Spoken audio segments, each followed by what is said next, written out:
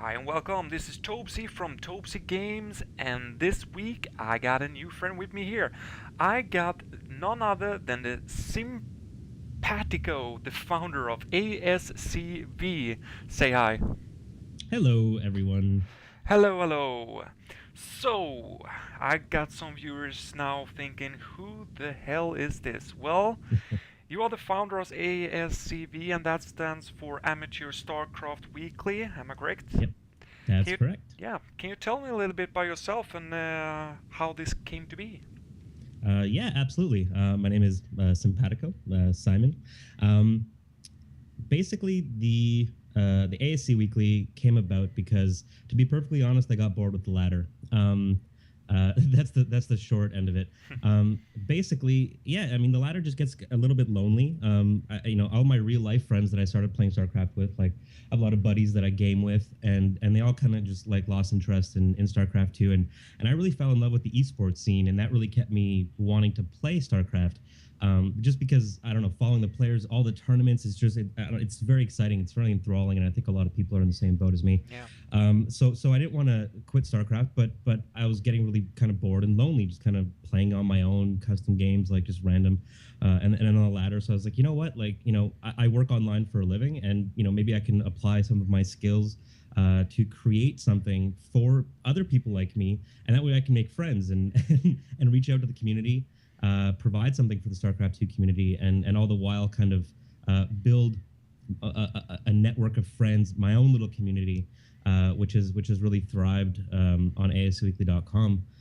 So that was kind of the motivation for it. Yeah. yeah, yeah. As I said, I think this myself when I found out about this kind of league play and these tournaments that this is something that's really needed because the community or StarCraft in general, the scene is so huge right now, and I think we can boost it a little bit more. I think it can become Oh, bigger, absolutely. and I think moving towards not only the pro players that do this for a living and compete in the biggest. There are other players also that don't can go to tournaments or don't have the money to put up for the entry fees and stuff like that. And this kind of league that you have founded here, that everybody can be a part of, whoever you are, whichever league you are in, you can compete in a real tournament on your level. I think that's wonderful. Hmm. Well, So, the biggest thing I think is the fact that, for example, you take the NHL, yeah, right, the National Hockey League, or professional baseball, whatever professional sport.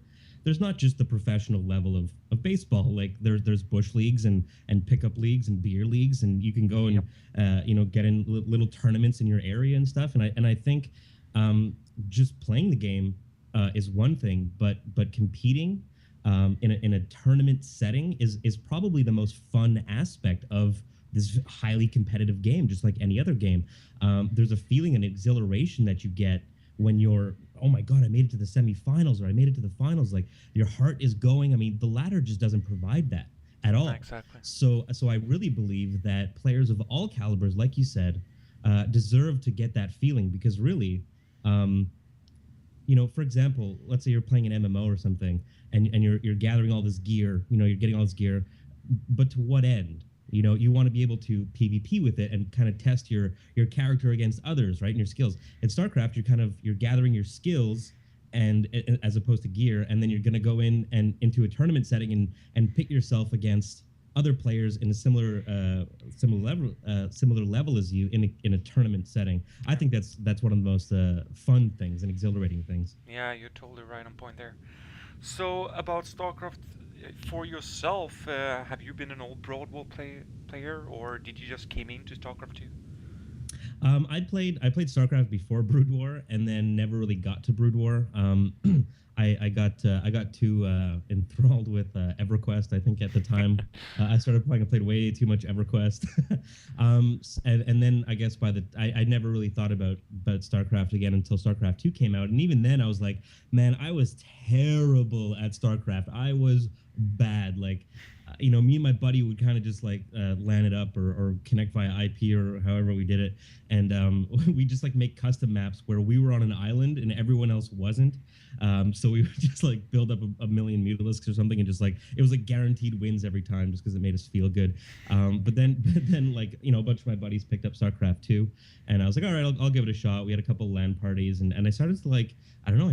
I started to fall in love. Like once I found the esports scene kind of just by accident.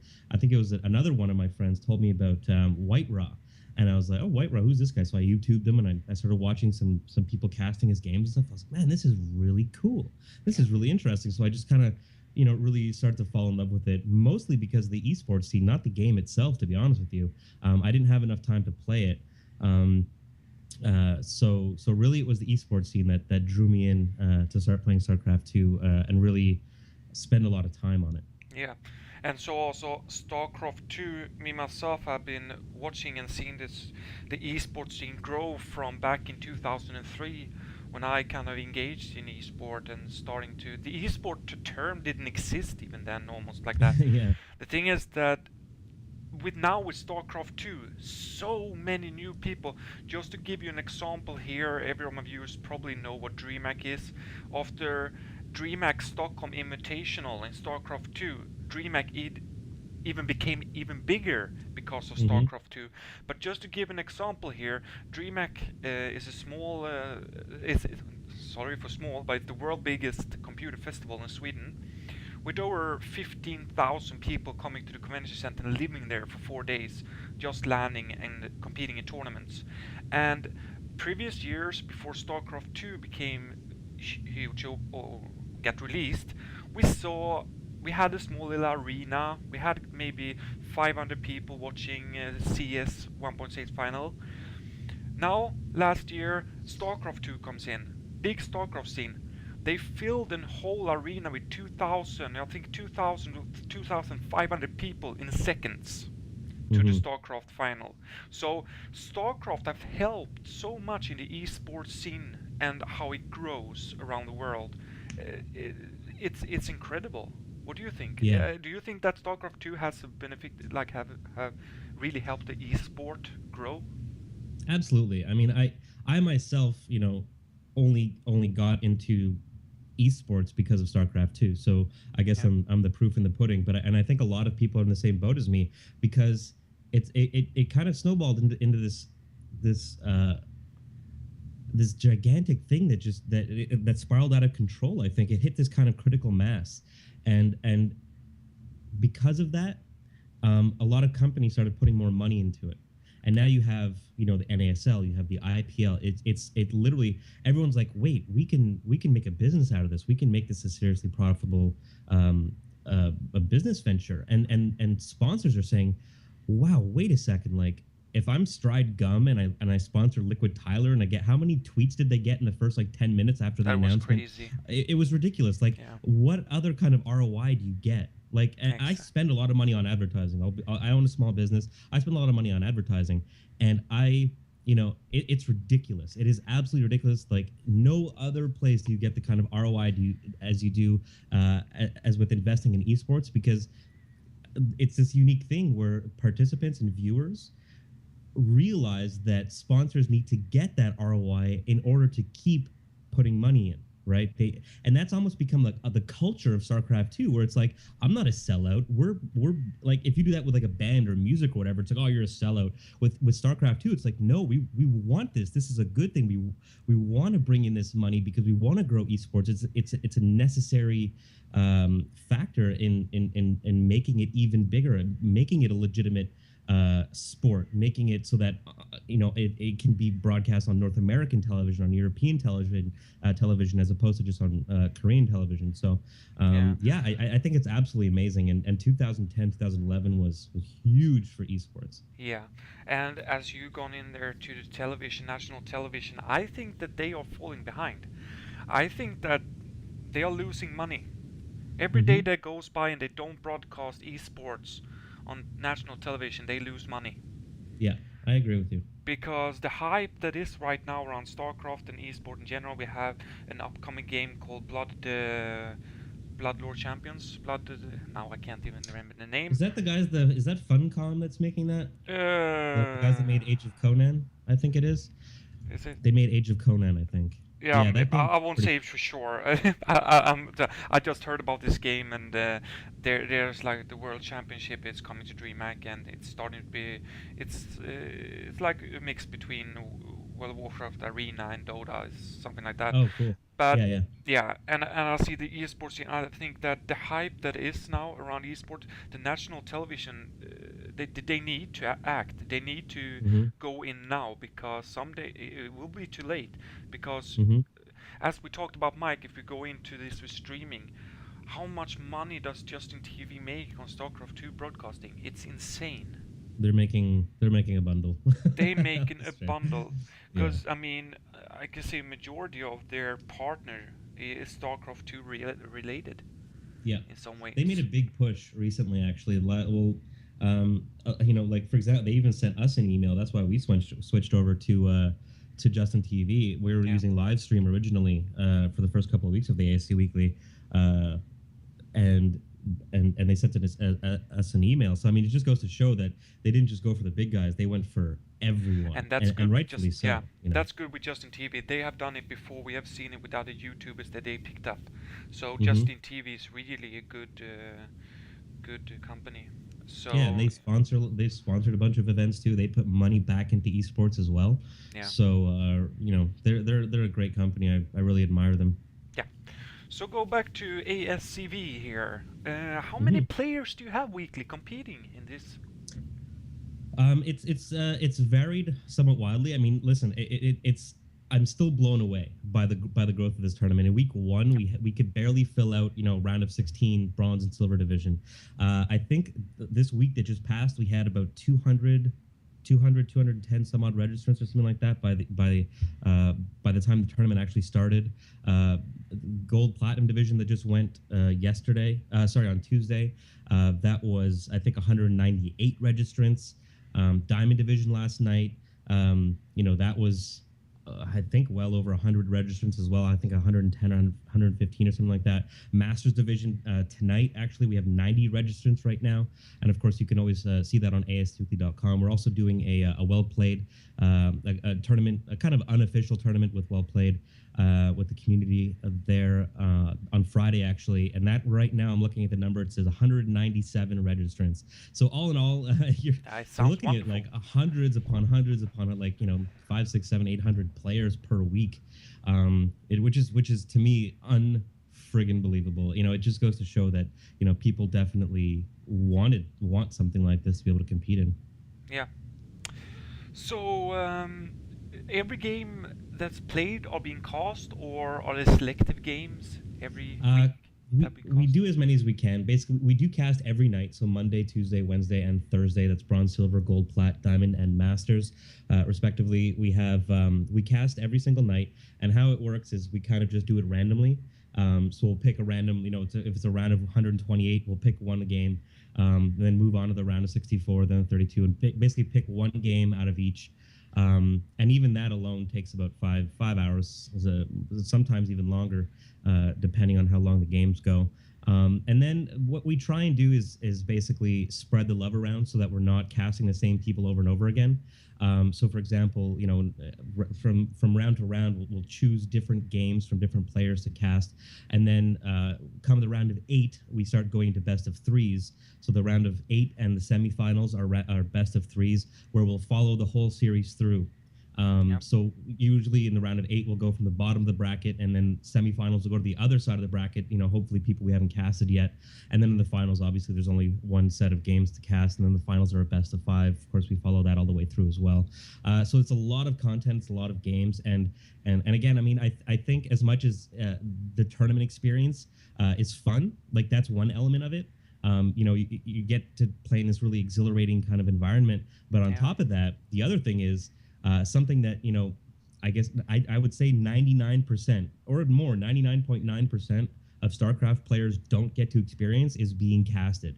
Is that Exactly. thrill of like, oh my god, people are watching me live right now, and they're going to be able to watch me live on my VODs. Not only that, but I can go and watch myself on the VODs. And I've actually gotten like a plethora of emails over the last 18 weeks of people saying, I watched my VOD like 3 times, and each time I watched it, I learned something new. And then like 2 days later, they jumped up a division or two.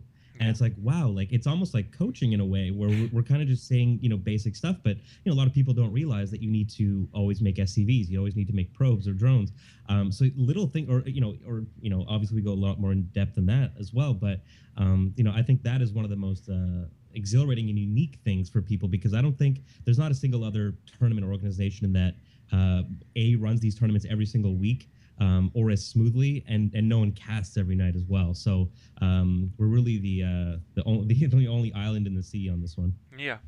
And also, what you see, what so many people like to watch their own replays and watching casting in general. Why I think it's so big, it's because you go back to StarCraft when it came out, or you just got home with your game. The only learning curve you have there is the campaign, and that can't really prepare you for what to come on the ladder.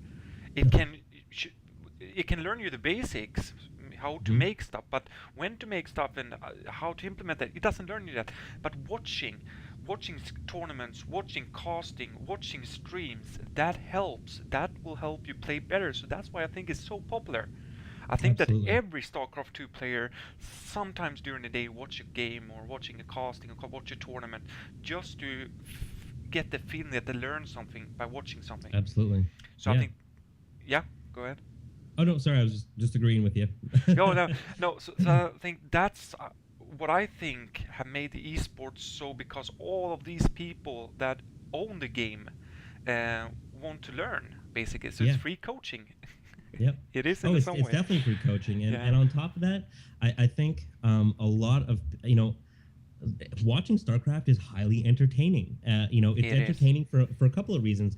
The best casters. You look at Tastosis, even Greetorp and In Control are really starting to hit their stride and become really entertaining together. At first, I felt it was, but we have a lot of mixed mass casters, and it takes a few days for them to get their chemistry, and it's the same thing with them. They're doing an amazing job now. Like, I am so blown away with how far the NASL has come from week one, and that's to be expected, but Yeah, either way, it's become, it's very entertaining. You have the jokes, it's just really fun to watch, and you can just watch it even as purely entertainment without learning a thing. It's just very fun to watch, and I think that casters are almost becoming more popular than a lot of the players, which is kind of funny, but that adds a huge element to it. And watching stuff like the NASL, or GSL, or any big tournament, really, these players. I've been following all of, like, as many players as I can for weeks. I'm sure many of us now for months and months and months. So you kind of know their ups and downs. Like, Tyler went through kind of a hard time. And you're rooting for him because he had a really hard time in the TSL, and lost a couple of games back to back, yeah, and now he's struggling in the NASL. So it's like it's these storylines that get you kind of emotional. Like, you're like, oh man, I really want this guy to do well, or I hate that guy, Idra. You're such a BM bastard. Like, I want you to lose so badly, and like, you're cheering for Huck, and I'm like, yeah, I'm a Canadian boy, Huck, so stuff like that, and during MLG. So I yeah, think, I mean, it's absolutely wonderful to see that in the StarCraft scene. yeah.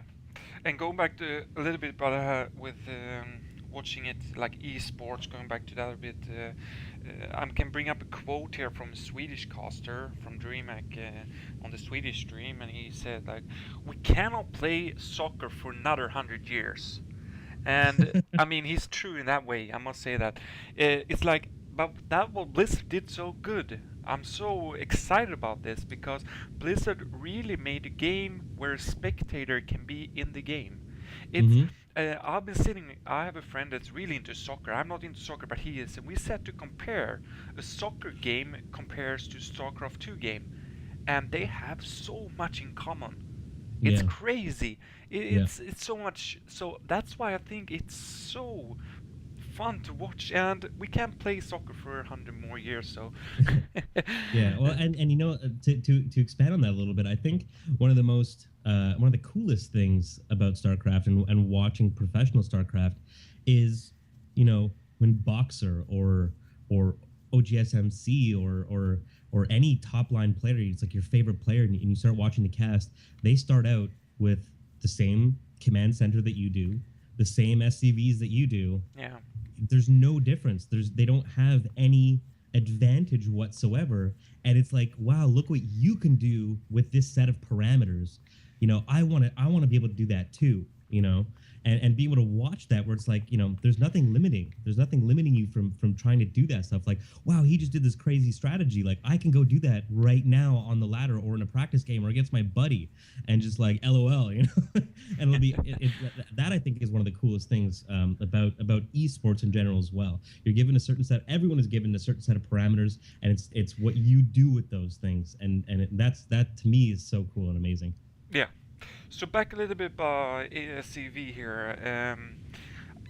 This must be work for you, full-time work, or how many people are involved in the background, or how does it work? It was. It's a lot of hours. Thankfully, we have an amazing team. I'm definitely not alone in this. I started out alone, and slowly but surely. Usually, it's people that play in the ASC Weekly. They use the contact form, and they're like, "How can I help out?" Like, for example, Varapsak. He started off. I think he got to the semifinals in ASC Weekly #1. I think he found it on the Team Liquid tournament tracker, and participated, and was like, I'd like to help out in any way I can. And he single-handedly designed. The site was there as you see it now, but he single-handedly designed how we do the entire check-in system. So, for example, you register, like you log it, you make an account on asweekly.com, and then, okay, so now you actually can register. So you go to the register page, it shows your name, how many registrants, all that stuff is custom programming that he wrote from scratch. Like, I can look at the files, and it actually like blows my mind, because I'm like, wow, you actually wrote all this by hand for the ASC Weekly. And then when come 8:30 o'clock every night, check-in opens, someone it checks in, and then you're checked in based on when you registered, not based on when you checked in. That's a very important thing, right? And that took us a little while to realize, and Verepsak put that in. He's like, he looked ahead, and he's that makes more sense based on when you register as opposed to when you check in, right? So it's like all these little things that come together. We have Sleeper Cells, who was a player for many weeks, showed up every single night to watch the casts, and then he's like, dude, if you ever need an opportunity for, if you ever need someone to help cast, I'll jump in and cast, and so we did. We had a bit of a transition in some staff, and he came in, and he's casting 2 nights a week now, actually 3 nights this week. He's doing the Well Played tournament on Friday with Diggity. And so at total, I think we bounce around somewhere around 4 or 5, because we also need an admin every night. And so when you're playing the games, you report to our admin your win, and he updates the bracket for you, or she updates the bracket for you. And so that's another person that has to be on every single night. So it's a lot of work, and then of course updating the site, maintaining it, the graphics and all that stuff. It's quite a bit of work, but we have a great team, and it's actually growing a little bit every week, and it's amazing. And it must feel great to get semi-pro caster to help you out. Yes, What to that call was it? I actually don't know what to say the word for it, but yeah. Digit is a really big famous caster. Or he's well known. We know He's about very well him. known. Yeah. So Actually, that must he, feel.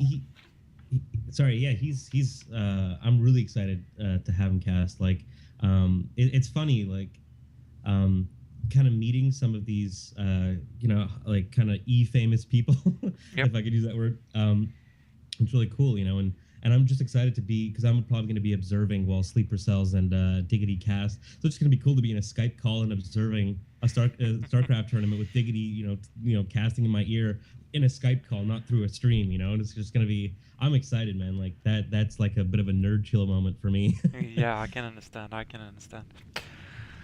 So, do you think we will see more tournaments like yours coming up or all around the world? Do you think that more people will get, so the bronze players, the diamond, the silver can compete against each other? Do you think, or do you just see that we're going to get more pro tournaments, or do you, what do you see for the future?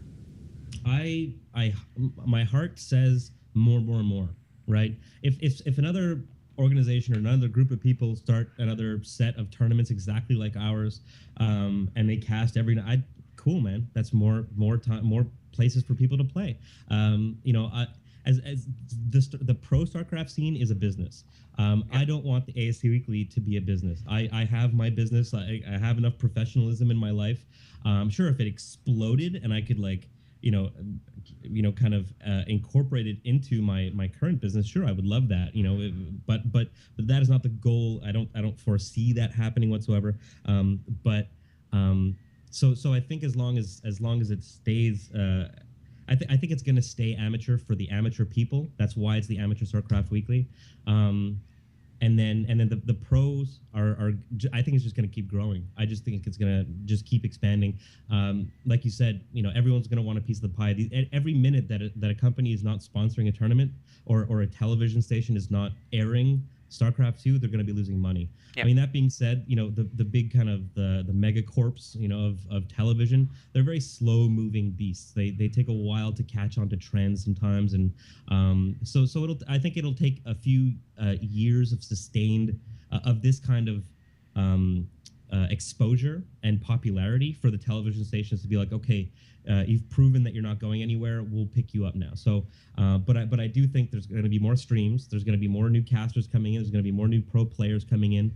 And there's going to be more companies sponsoring tournaments like the NASL, the IPL, stuff like that. I definitely think it's going to keep growing, and I sincerely hope it does. Absolutely. Yeah. And in terms of the amateur scene, I mean, I for example, we're only on the North American servers right now, just because that's where me and my team are, and it's kind of hard for us. I mean, we have a full it's almost a full-time job if you take all of our time put together. It's a few people's full-time job actually.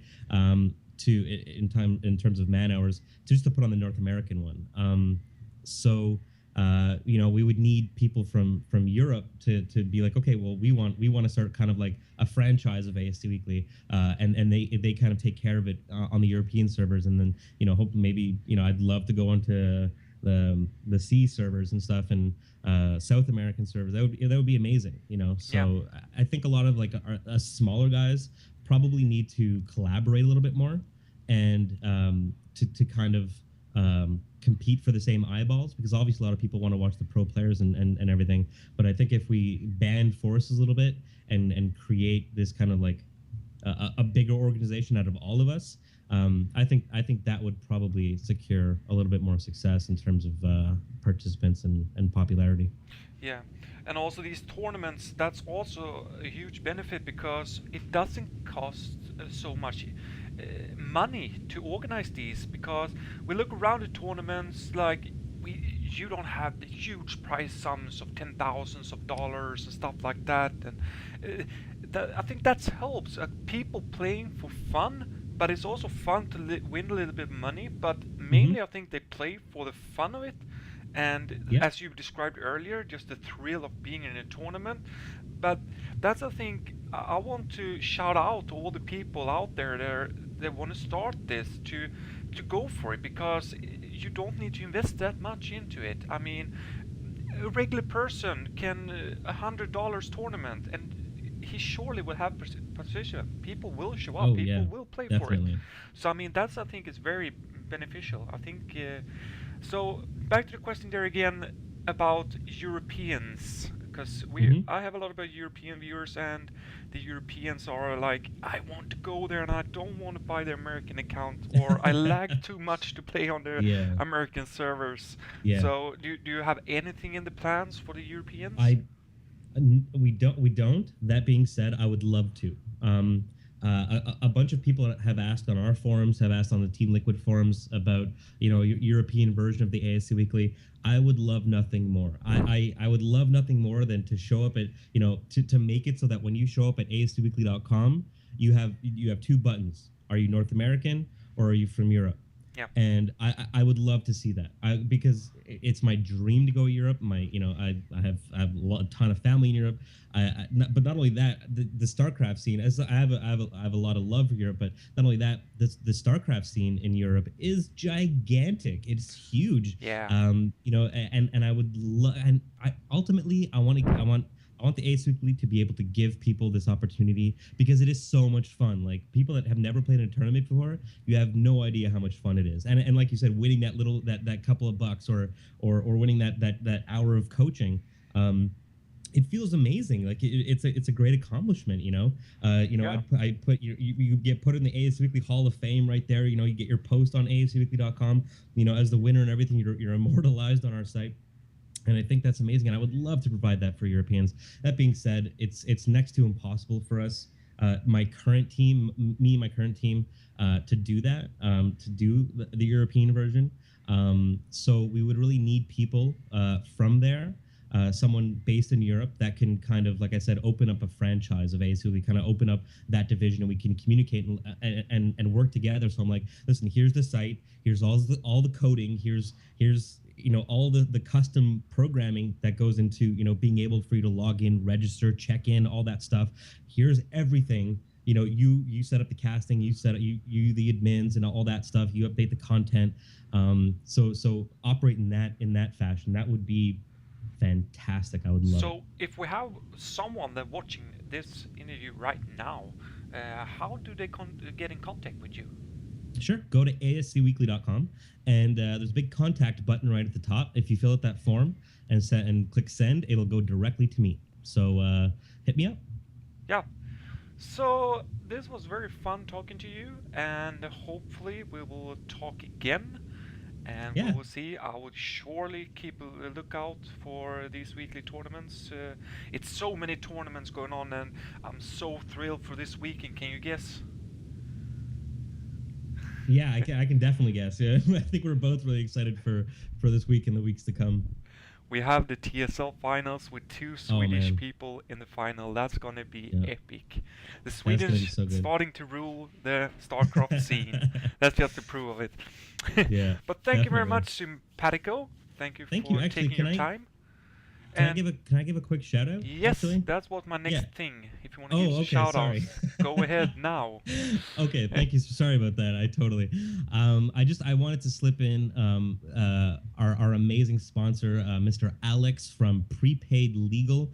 Like you said, he's a regular guy. He has a small little kind of side project on the side that earns him a couple, a significant amount of money. But and you can too, actually, through Prepaid Legal. It's a great system, and you can go check it out on asweekly.com/sponsor, or just click on the big banner there. And like you were saying earlier, just a regular guy, wanted to put some money into StarCraft, and did, and a lot of people have showed him a lot of love and a lot of support. So I hope everyone that's watching this video definitely check him out, even if it's just to send him a message and say thank you, because he put up $100 for a show match series we did, which had E.G. Axlav versus Complexity Gaming's Rise. That got like Yeah. 2,200 viewers. That was amazing. He's putting up the $100 this week, this Friday, for the Well Played prize pool. He puts up the money every week for the $5 and $10 prize pools. He organizes the coaching. So definitely, thank you to That him, and I hope more people start doing what he's doing. Yeah, that's an awesome person. More people like him. We need those people. Mm-hmm. So thank you very much. And this was the week 2 of Tobzi interview. And I'll return next week with another special guest. So see ya.